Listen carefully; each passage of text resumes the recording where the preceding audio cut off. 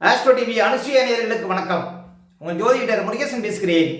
இன்றைய வீடியோவில் தனுசு ராசிக்காரர்களுக்கு வருகின்ற குரு பகவான் பயிற்சினால என்னென்ன மாற்றங்கள், என்னென்ன அதிர்ஷ்டங்கள் கிடைக்க இருக்கிறது என்பதை பற்றி தான் இன்றைய வீடியோவில் நாம் பார்க்க இருக்கிறோம். இந்த குரு பகவான் பயிற்சியானது தமிழுக்கு பராபவ வருடம் வைகாசி மாதம் 18ஆம் தேதி இரவு 1:50 அளவில் இந்த குரு பகவான் மிதுன ராசியிலிருந்து கடகராசிக்கு பயிற்சியாகிறார். தனுசு ராசிக்காரர்களுக்கு கிட்டத்தட்ட ஒரு வருட காலமாக ராசிக்கு 7ஆம் இடத்திலே சஞ்சாரம் செய்த குரு பகவான் வருகின்ற வைகாசி 18ஆம் தேதி முதல் ராசிக்கு 8ஆம் இடத்துல உச்சபலத்தில் அமர இருக்கிறார். ஆங்கில தேதிக்கு 1/6/2026 அன்று இந்த குரு பகவான் 7ஆம் இடத்திலிருந்து பயிற்சியாகி 8ஆம் இடத்திலே அமர இருக்கிறார். இந்த குரு பகவான் பயிற்சினால தனுசு ராசிக்காரர்கள் வாழ்க்கையில என்னென்ன ஒரு அதிர்ஷ்டங்கள் கிடைக்கும் என்பதை பற்றித்தான் இன்றைய வீடியோவில் நாம் தெளிவாக பார்க்க இருக்கிறோம். இந்த குரு பகவான் யார்? சூரிய குடும்பத்தில் ஒரு முதல் சுபக்கிரகம் அப்படின்னா குரு பகவான் தான். ஒரு ராசியில கிட்டத்தட்ட ஒரு வருஷம் சஞ்சாரம் செய்யக்கூடியவர். ராசி மண்டலத்தை ஒரு முறை வலம் வர 12 வருடங்கள் எடுத்துக்கொள்கிறார். குரு பகவான் இந்த இடத்தை விட பார்த்த இடத்தை பலம் பெற செய்யக்கூடியவர். குரு பகவானின் பார்வைக்கு அவ்வளவு சிறப்புகள் உண்டு. குரு பகவான் எந்த இடத்தை பார்க்கிறாரோ அந்த இடத்தில் உள்ள கோடி தோஷங்கள் விளக்கப்படும். குரு பகவான் தான் நின்ற ராசியிலிருந்து 5, 7, 9ஆம் இடத்தை பார்வையிடுவார்.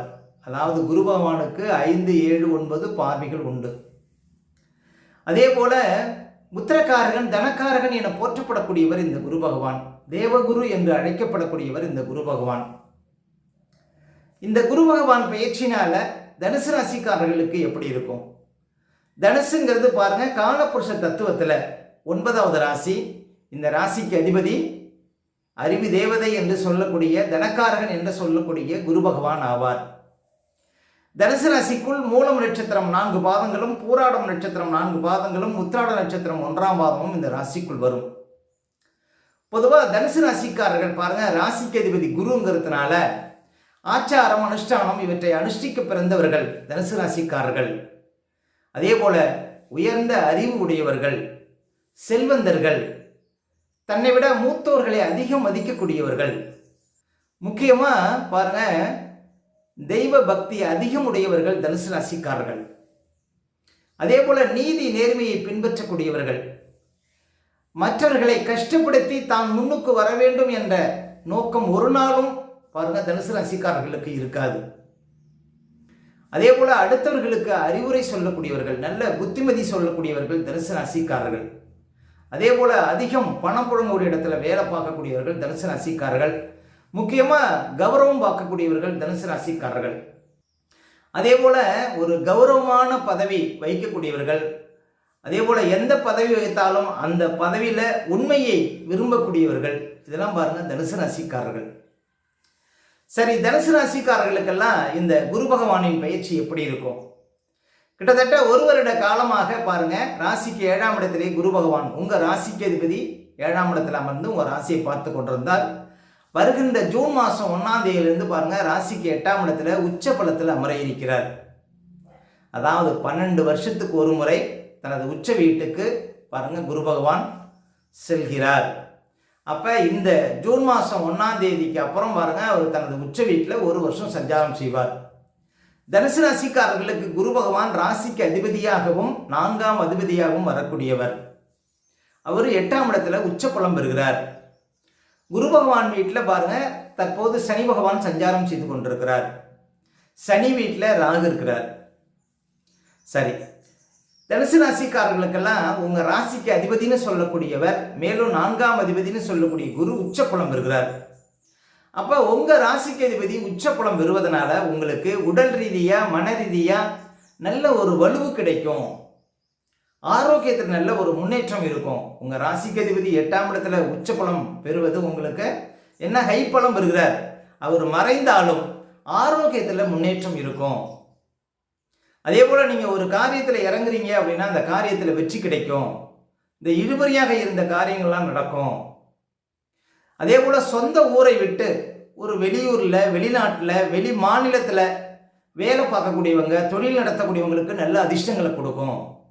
ஏன் அப்படின்னா உங்க ராசிக்கு அதிபதி 8ல் உச்சபலம் பெறுகிறார். 8ஆம் இடம் மறைவு ஸ்தானம்.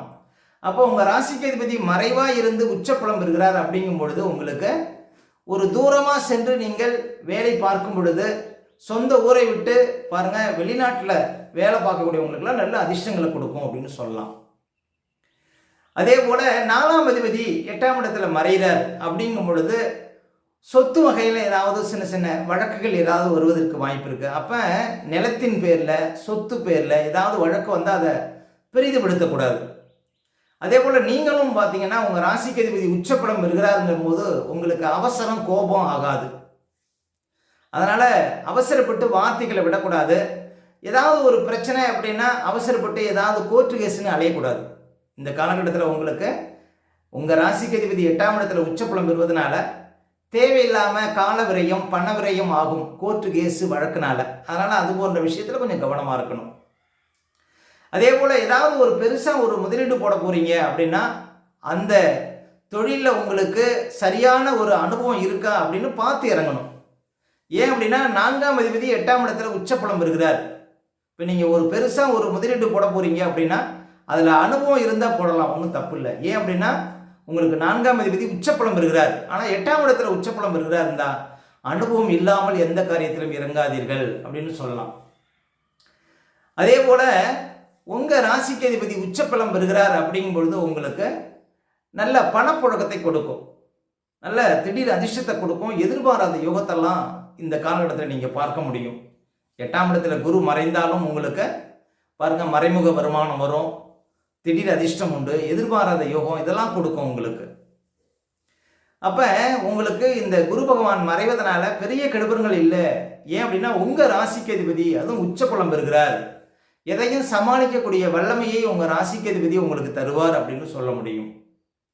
ஆனால் ஒரு சில விஷயத்தில் கொஞ்சம் கவனமாக இருக்கணும். இப்போ நீங்கள் ஒரு வேலையாட்கள் வச்சு வேலை செய்கிறீங்க அப்படின்னா வேலையாட்கள் ஆரோக்கியத்தில் கவனம் செலுத்தணும். புது புது வேலையாட்களை பாருங்கள், ஒரு உங்கள் தொழிலுக்கு இணைக்கிறீங்க அப்படின்னா அந்த வேலையாட்களுடைய அவங்களுடைய நடவடிக்கைகள் விஷயத்தில் கவனமாக இருக்கணும். வேலையாட்கள் ஆரோக்கியத்தில் கவனம் செலுத்தணும். வேலையாட்களால் ஒரு சில பிரச்சனைகள் வருவதற்கு வாய்ப்பு இருக்குது தனுசு ராசிக்காரர்களுக்கு இந்த 2026-27. அதே போல் 2ஆம் அதிபதினு சொல்லக்கூடியவர் பாருங்கள் உங்களுக்கு சனி பகவான். அவர் குரு வீட்டில் இருந்தால் அந்த குரு உச்சப்பலம் பெறுகிறார் 8ஆம் இடத்துல. அப்படிங்கும் பொழுது பணம் சார்ந்த விஷயத்தில் ரொம்ப கவனமாக இருக்கணும். இந்த 2026-27 பாருங்கள் ஏதாவது பணம் லாக் ஆகிறதுக்கு வாய்ப்பு இருக்குது. அதாவது பணம் சார்ந்த விஷயத்தில் கொஞ்சம் விழிப்பாக இருக்கணும். அதாவது பண முடக்கம் ஏற்படுவதற்கு வாய்ப்பு இருக்குது. ஏன்னா குரு 8ஆம் இடத்துல மறைவதனால பணம் சார்ந்த விஷயத்தில் ரொம்ப விழிப்பாக இருக்கணும். அதே போல் யாருக்கும் வாக்கு கொடுக்கக்கூடாது. இது போன்ற விஷயத்தில் கொஞ்சம் கவனமாக இருந்தீங்கன்னா உங்களுக்கு இந்த குரு பயிற்சினால ஒன்றும் பெரிய பாதிப்பு இருக்காது. ஏன்னா உங்கள் ராசிக்கு அதிபதி பலம் இருக்கிறார். அதனால் எவ்வளோ கஷ்டம் வந்தாலும் அதை தாங்கக்கூடிய சக்திகள் உங்களுக்கு கிடைக்கும். கட்டாயம் எதையும் வெல்ல முடியும். இருந்தாலும் கால விரயம் பண விரயம் இந்த தொழில் முடக்கம் பண முடக்கம் இது போன்ற சில பிரச்சனைகள் வருவதற்கு வாய்ப்பு இருக்குது. கவனமாக இருக்கணும் அப்படின்னு சொல்லலாம். மேலும் குரு பகவான் 8ஆம் இடத்துல மறையக்கூடிய காலகட்டத்தில் ஒரு வேலையில் இருக்கீங்க, ஒரு உத்தியோகத்தில் இருக்கீங்க அப்படின்னா மேல் அதிகாரிகளை பகித்துக் கொள்ளக்கூடாது. தேவையற்ற இடமாற்றங்களுக்கு அப்ளை செய்யக்கூடாது. ஏதாவது ஒரு வேறு இடத்துக்கு மாறுவதெல்லாம் பெரிய சிறப்பு இல்லை. நீங்கள் எந்த இடத்துல வேலை பார்க்குறீங்களோ அதே இடத்துல வேலை பார்க்கறது நல்லது. பழைய பாடலே என்ன சொல்லுதுன்னா 8லே வாலி பட்டம் இழந்தார் பட்டம் பதவி பறிபோகும். அதனால் உத்தியோகம் சார்ந்த விஷயத்தில் கவனமாக இருக்கணும். கௌரவம் சார்ந்த விஷயத்தில் கொஞ்சம் கவனமாக இருந்தால் போதும். மற்றபடி குரு பகவானால் உங்களுக்கு ஒன்றும் பெரிய சிரமங்கள் இருக்காது. ஏன் அப்படின்னா 8ஆம் இடத்துல குரு உச்சங்கிறதுனால குருட்டு அதிர்ஷ்டம் தான் உங்களுக்கு ஏற்படும். திடீர் எதிர்பாராத யோகம் இதெல்லாம் உங்களுக்கு கட்டாயம் கொடுக்கும் அப்படின்னு நீங்கள் நம்பலாம். மேலும் குரு பகவான் நின்ற இடத்தை விட பார்த்த இடத்தை பலம் பெற செய்வார். இப்போ குரு பகவானுக்கு 5, 7, 9 பார்வைகள் உண்டு. இப்போ 8ஆம் இடத்துல இருந்து 5ஆம் பார்வையால் ராசிக்கு 12ஆம் இடத்தை பார்வையிடுவார். 12ஆம் இடங்கிறது என்ன? வழக்கு. 12ஆம் இடம் நித்திரை. அப்போ பாருங்க உங்களுக்கு கணவன் மனைவிக்குள்ள இருந்த பிரச்சனைகளுக்கு தீர்வு கிடைக்கும். வழக்கு சார்ந்த விஷயத்தில் பாருங்க முன்னேற்றம் இருக்கும். அதே போல் சொத்து வகையில் உங்களுக்கு அதிர்ஷ்டங்கள் ஏற்படும். புதுசாக ஏதாவது இடம் வாங்கணும் வீடு கட்டணும் அப்படிங்கிறவங்களுக்கு அந்த ஆசைகள் பூர்த்தியாகும். வெளிநாடு சார்ந்த விஷயத்தில் முன்னேற்றம் இருக்கும். 12ஆம் இடத்தை குரு பார்க்கறது. இப்போ நீங்கள் ஏதாவது ஒரு வெளிநாட்டு போய் சம்பாதிக்கணும் அப்படின்னு முயற்சி பண்ணிங்கன்னா அந்த காரியம் வெற்றி ஆகுங்க. 12ஆம் இடத்தை குரு பார்க்கறது. அதே போல குரு பகவான் தன்னுடைய நேர் பார்வை 7ஆம் பார்வையால் ராசிக்கு 2ஆம் இடத்தை பார்க்கிறார். 2ஆம் இடத்தை பார்க்கும் பொழுது குடும்ப விஷயத்துல முன்னேற்றம் இருக்கும், குடும்ப விருத்தி கொடுக்கும். அதே போல நீண்ட காலம் குழந்தை பாக்கியம் இல்லாதவர்களுக்கெல்லாம் குழந்தை பாக்கியம் இருக்கும், பணப்புழக்கம் அதிகரிக்கும். 2ஆம் இடத்தை அதுவும் உச்சக்கிரகம் பார்க்கறதுனால பெரிய லெவலில் நீங்கள் சம்பாதிக்கக்கூடிய வாய்ப்புகள் உண்டு. இன்னும் சொல்ல போனால் பெரும் பணம் புரளும் அப்படின்னு சொல்லலாம். கட்டுக்கட்டாக பணத்தை பார்க்கக்கூடிய ஒரு யோகம் தரும். 2ஆம் இடத்தை குரு பகவான் பார்வையிடுவது உங்களுக்கு 2ஆம் இடம் வாக்குஸ்தானம், குடும்பஸ்தானம், தனஸ்தானம். அப்போ பண விஷயத்தில் முன்னேற்றம், குடும்பம் அமையாதவர்களுக்கு குடும்பம் அமையக்கூடிய வாய்ப்புகள் இதெல்லாம் கொடுக்கும் 2ஆம் இடத்தை குரு பார்க்கறது. அடுத்தது குரு பகவான் தன்னுடைய 9ஆம் பார்வையால் ராசிக்கு 4ஆம் இடத்தை பார்வையிடுவார். அப்போ 4ஆம் இடத்துல ஏற்கனவே சனி இருக்கிறார். அப்போ சனி பகவானுக்கு இந்த குரு பகவானின் பார்வை விடுவதனால பணப்புழக்கம் அதிகரிக்கும், குடும்ப விஷயத்தில் முன்னேற்றம் இருக்கும். அதே போல் தகவல் தொடர்பு சார்ந்த விஷயத்தில் முன்னேற்றம் இருக்கும், புதுசாக ஆபரணங்கள் எடுக்கக்கூடிய வாய்ப்புகளை கொடுக்கும். இப்படி பாருங்க, உங்களுக்கு சனி பகவானை குரு பகவான் பார்க்கறதும் தொழில் ரீதியாக நல்ல ஒரு முன்னேற்றம், அதிர்ஷ்டம் இதெல்லாம் பார்க்க முடியும். அவரவர் செய்கின்ற தொழில் போலும் நல்ல வளர்ச்சி உண்டு. வியாபாரத்தில், சொந்த தொழிலில் இதெல்லாம் நல்ல ஒரு வருமானம் இருக்கும் அப்படின்னு சொல்லலாங்க. இந்த 2 சனியை 3 சனியை இந்த குரு பகவான் பார்வையிடுவது. அப்போ பணப்புழக்கம்லாம் அதிகரிக்கும், பணம் எங்கேயாவது லாக் ஆகும். பணம் அப்போ பாருங்கள், தனுசு ராசிக்காரர்களுக்கு இந்த குரு பயிற்சினால பணப்புழக்கம்லாம் அதிகரிக்கும். ஆனால் பணம் எங்கேயாவது பெரும் பணம் போய் முடக்கமாகறதுக்கு வாய்ப்பு இருக்குது. பணம் சார்ந்த விஷயத்தில் நீங்கள் கவனமாக இருக்கணும், கௌரவம் சார்ந்த விஷயத்தில் கவனமாக இருக்கணும், உத்தியோகத்தில் பாருங்கள் விழிப்பாக இருக்கணும், அவசரப்பட்டு வேலையை விடக்கூடாது, விஆர்எஸ் கொடுக்கறது இதெல்லாம் ஆகாது. அதே போல் 4ஆம் அதிபதி 8ஆம் இடத்துல மறைகிறார் அப்படிங்கும்போது வண்டி வாகனத்தில் போகும்போது கவனமாக போங்க. இதெல்லாம் பாருங்கள், உங்களுக்கு சின்ன சின்ன விஷயத்தில் கவனமாக இருக்கணும். பெரிய முதலீடுகள் சார்ந்த விஷயத்தில் கவனமாக இருங்க. இப்படி ஒரு சில விஷயத்தில் கவனமாக இருந்தீங்கன்னா உங்கள் ராசிக்கு அதிபதி பலம் பெறுவதனால உங்களுக்கு நல்ல முன்னேற்றம் இருக்கும், ஆரோக்கியத்தில் நல்ல ஒரு முன்னேற்றம் இருக்கும். அதே போல் எங்கே போனாலும் வெற்றி வாய்ப்புகள் தேடி வருங்க தனுசு ராசிக்காரர்களுக்கு இந்த குரு பயிற்சினால். மேலும் என்ன பரிகாரம் செய்யலாம் அப்படின்னு பார்த்தீங்கன்னா, இப்போ தஞ்சாவூருக்கு அருகில் உள்ள தென்குடி திட்டை பாருங்கள், குரு பகவானுக்கு தனி சன்னதி உள்ள இடம் அப்படின்னா தஞ்சாவூருக்கு அருகில் உள்ள தென்குடி திட்டை, இந்த கோயிலுக்கு ஒரு முறை சென்று வருவது நல்லது.